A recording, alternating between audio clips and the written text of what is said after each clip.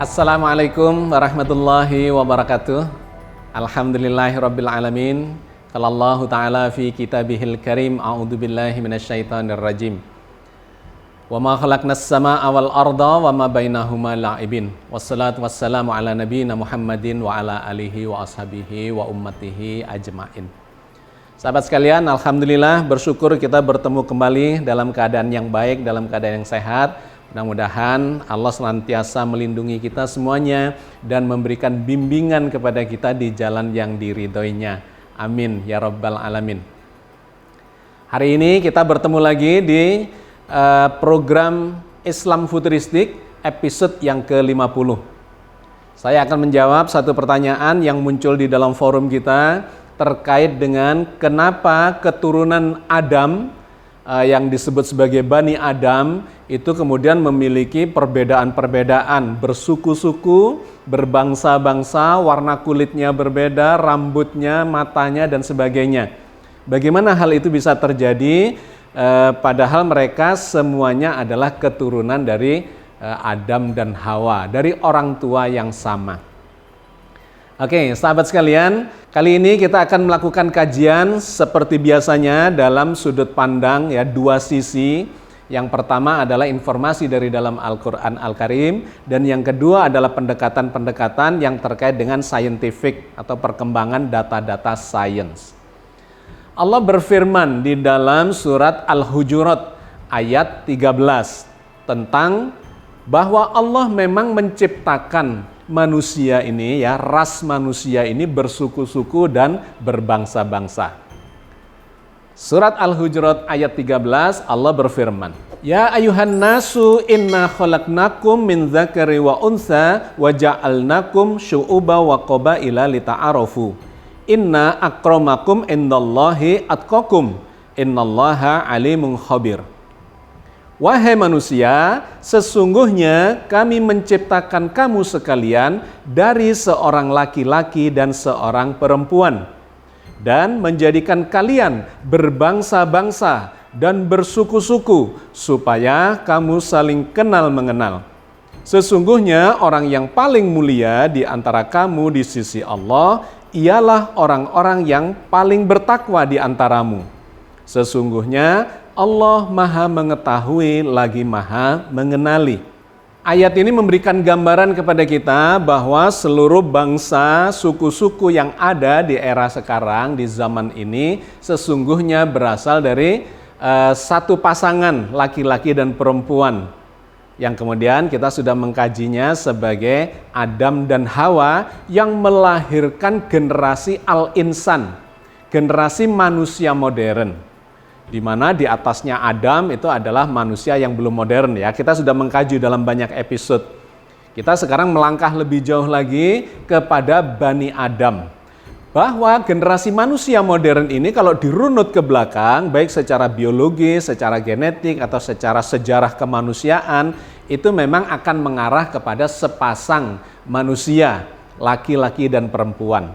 Maka Al-Quran mengatakan, kami Allah menciptakan kalian dari laki-laki dan perempuan, kemudian darinya lah muncul generasi-generasi bersuku-suku, berbangsa-bangsa.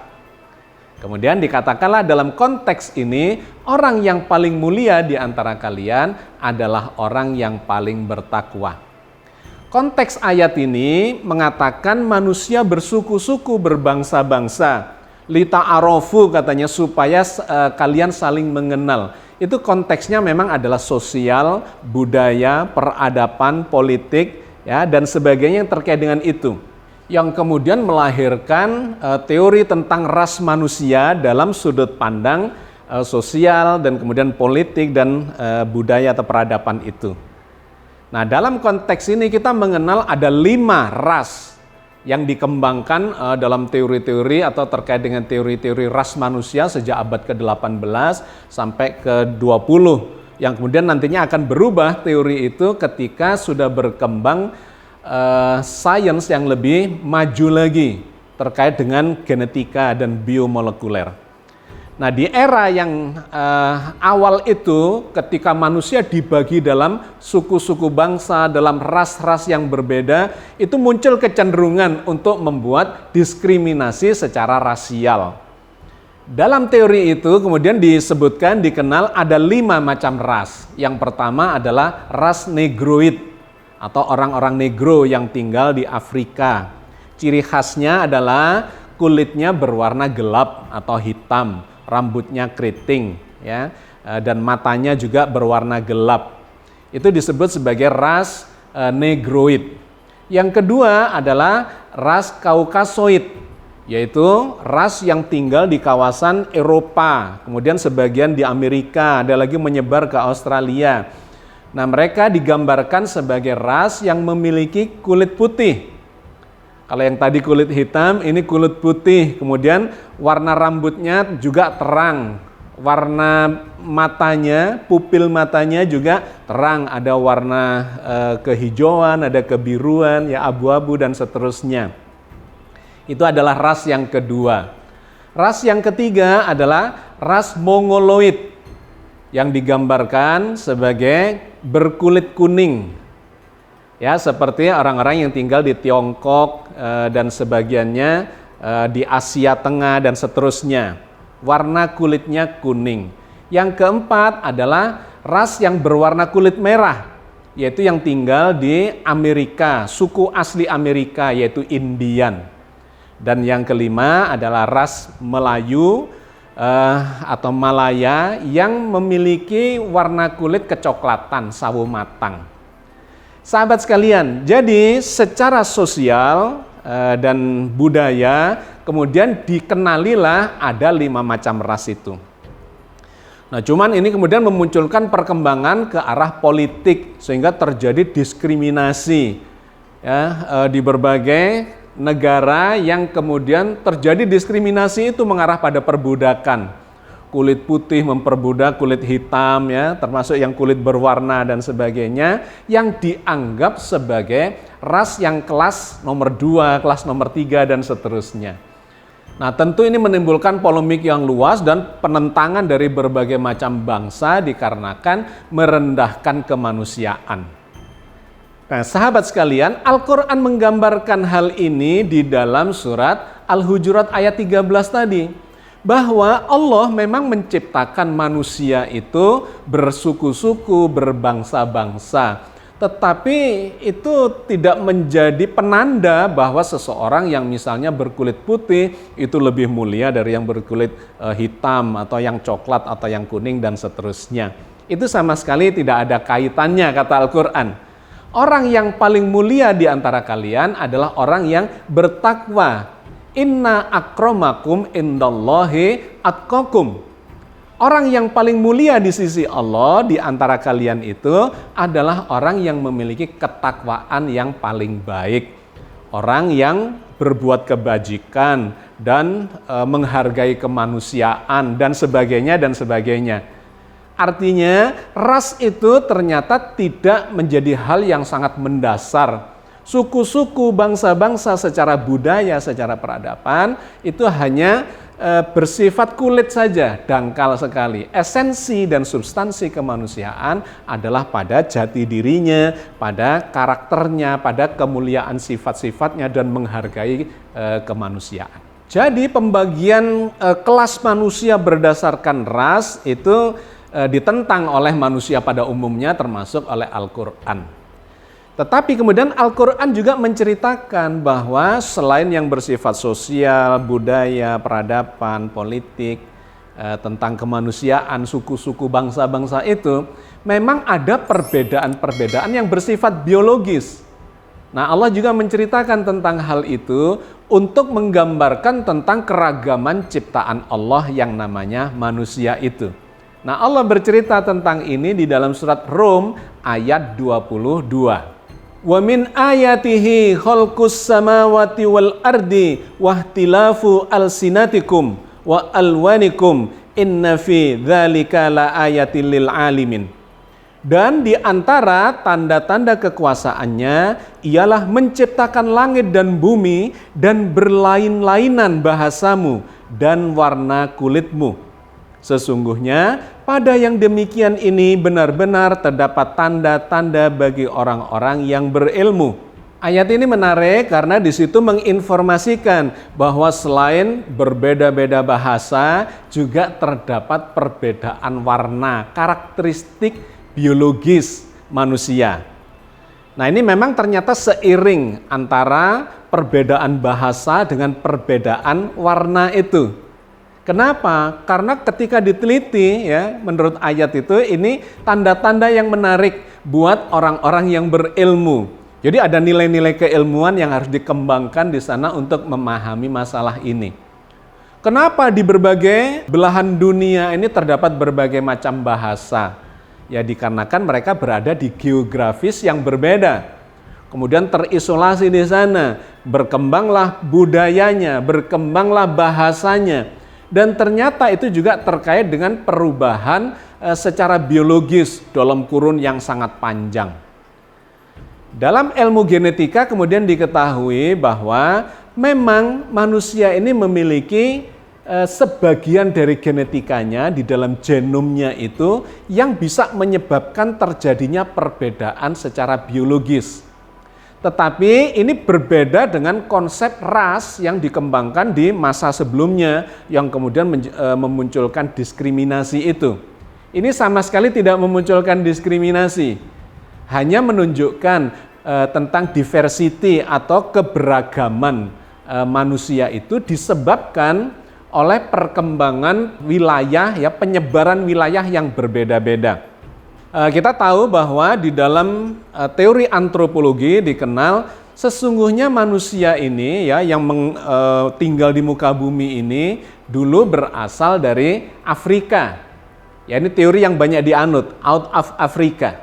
Bahwa sekitar 100.000 tahun yang lalu itu terjadi penyebaran manusia dari Afrika menuju ke utara, ke Eropa, kemudian nanti sampai ke Amerika, kemudian ke Asia, sampai ke Australia ya dan seterusnya, yang kemudian mereka terisolasi di kawasan masing-masing itu dan kemudian selama ribuan tahun itu memunculkan perkembangan yang berbeda secara genetik disebabkan oleh pengaruh lingkungan. Dari sisi bahasanya juga kita kenal ada ribuan bahasa di muka bumi ini. Nah, kenapa terjadi itu padahal mereka sesungguhnya berasal dari nenek moyang yang sama, itu disebabkan karena memang mengalami isolasi secara geografis dalam kurun yang panjang. Nah, efeknya ternyata sampai kepada perubahan secara biologis. Meskipun ternyata perbedaan itu tidak sangat signifikan secara genetik. Maka disebutlah perbedaan itu hanya terjadi secara fenotip, bukan genotip. Fenotip itu artinya penampakannya. Warna kulitnya berbeda, kemudian rambutnya, bentuknya berbeda, ada yang keriting, ada yang lurus, ada yang berombak, ada yang warnanya hitam, ada yang blonde, dan sebagainya. Itu adalah penampakan fenotipnya, termasuk warna matanya, ya pupil matanya itu berbeda. Ternyata menurut ilmu pengetahuan modern secara biomolekuler, porsinya itu tidak besar, tidak lebih dari 0,1% dari genetik kemanusiaannya. 99,9% ternyata manusia di permukaan bumi yang jumlahnya sudah miliaran ini memiliki kesamaan genetik. Itu menunjukkan bahwa memang kalau dirunut ke belakang, kita ini berasal dari nenek moyang yang sama. Inilah yang bisa disebut sebagai ras manusia. Tidak bisa lagi dibagi menjadi ras Mongoloid, ras Negroid, ras Kaukasoid, ya, dan seterusnya. Tidak bisa, karena ternyata perbedaan antar ras yang 5 macam itu sangat sedikit sekali. Tidak disebut atau tidak bisa disebut sebagai perbedaan ras. Jadi rasnya ya ada di ras manusia, yang akan berbeda dengan ras-ras binatang dan sebagainya. Jadi rasnya adalah ras manusia, tetapi di ras manusia ini kita memiliki perbedaan genetik yang sangat tipis, sangat dangkal. Cuma 0,1% saja maksimal. Tetapi itu muncul di permukaan dalam bentuk perbedaan warna kulit, perbedaan warna pupil mata, perbedaan warna rambut, ya, atau mungkin gemuk, tinggi, kurus, dan sebagainya. Ternyata itu porsinya hanya sekitar 0,1% saja. Nah, kenapa hal itu bisa terjadi? Itu ternyata dipengaruhi oleh di mana dia tinggal. Yang kemudian karena dalam kurun waktu ribuan tahun itu akan terekam di dalam genetikanya dan kemudian diturunkan kepada generasi-generasi berikutnya. Nah, perkembangan teori biomolekuler modern itu telah bisa melakukan pelacakan tentang kode-kode genetika itu. Ada yang disebut sebagai alel, ya. Alel itu adalah bagian kelompok dari gen kita yang memberikan perbedaan tadi itu. Perbedaan warna kulit, perbedaan warna mata, perbedaan warna rambut, dan seterusnya, yang membedakan secara dangkal, secara tipis antara manusia satu dengan manusia yang lainnya, antara suku bangsa ini dengan suku bangsa itu, tetapi bukan dalam bentuk ras atau dalam klasifikasi ras, ya. Yang membedakan antara manusia satu dengan manusia yang lainnya dalam kulitnya atau matanya atau warna rambutnya itu hanya sekitar 4.000 alel saja. Dari secara keseluruhan kode-kode genetika kita adalah sekitar 3-4 miliar kode genetik di dalam genom tubuh kita. Ada zat yang disebut sebagai melanin, ya, atau melanosit, di mana zat ini mempengaruhi warna kulit, ya, pigmen kulit kita. Orang-orang yang tinggal di kawasan yang misalnya di Indonesia yang banyak kadar sinar mataharinya di kawasan tropis itu akan berbeda dengan orang-orang yang tinggal di kawasan subtropis. Di sini lebih kaya dengan cahaya matahari, banyak ultravioletnya yang memicu munculnya melanin atau pigmen itu lebih besar sehingga kulitnya menjadi lebih gelap. Sedangkan orang-orang yang tinggal di kawasan subtropis, kekurangan cahaya matahari, itu pigmennya lebih rendah sehingga warna kulitnya lebih digambarkan sebagai putih, ya, keputih-putihan. Ada lagi yang semakin banyak kadar melaninnya, ya dia menjadi hitam. Ada yang coklat, ada yang merah. Itu ternyata disebabkan oleh paparan sinar matahari, ya, iklim yang menyertainya, kadar ultraviolet yang memapar di kawasan di mana mereka tinggal. Dalam kurun yang panjang itu akan memicu genetika kita untuk mengalami perubahan yang kemudian bisa diturunkan. Nah, bukan hanya di kulit, melainkan di mata. Ternyata warna mata yang gelap, warna yang biru, yang hijau, kecoklatan, itu juga dipengaruhi oleh zat yang sama, melanosit ini, atau melanin. Jadi mata kita juga memiliki pigmen itu. Ada pigmen gelap, ada pigmen terang. Pada pigmen gelap akan menyebabkan pupil matanya kelihatan berwarna kehitam-hitaman atau coklat tua. Kemudian yang kekurangan itu seperti orang-orang yang di kawasan subtropis itu, selain kulitnya juga terang, maka pupil matanya juga memiliki warna yang terang. Jadi itu disebabkan oleh zat yang sama, dipengaruhi oleh geografisnya, di mana secara geografis sinar mataharinya menyebabkan dia kekurangan zat pigmen atau zat melanin itu. Nah, sahabat sekalian, terkait dengan ras kemanusiaan kita ini, ternyata kita ini 99,9% sama. Tidak bisa lagi dikatakan ini rasnya negroid, rasnya kaukasoid dan sebagainya secara biologis, ya. Karena setiap kita ini ternyata percampuran dari semua itu. Sekarang ada satu teknik yang disebut sebagai pohon DNA, ya, tes pohon DNA. Untuk apa? Untuk melacak kita ini keturunannya siapa. Ternyata setiap orang itu adalah percampuran dari semua yang tadinya disebut sebagai ras itu. Saya misalnya ternyata terdiri dari sekian persen ras negroid, sekian persen kaukasoid, sekian persen mongoloid, dan seterusnya. Itu ada pada setiap orang. Jadi kita memang tidak bisa lagi dibedakan secara rasial dan diskriminatif, karena sesungguhnya kita adalah saudara dari nenek moyang yang sama. Oke, sahabat sekalian, saya kira kita cukupkan sampai di sini kajian kita tentang Bani Adam yang memiliki berbagai macam perbedaan secara penampakan fenotipnya itu. Ternyata semua itu tidak substansial. Karena sesungguhnya 99,9% kita ini sama, sesaudara, satu ras. Hanya 0,1% saja yang membedakan kita di permukaan, dari penampilan kulitnya, ya, rambutnya, dan matanya, yang semua itu tidak menjadikan seseorang itu lebih mulia daripada yang lain. Karena kata Al-Quran, yang paling mulia adalah orang-orang yang bertakwa. Billahi taufiq wal hidayah. Assalamualaikum warahmatullahi wabarakatuh.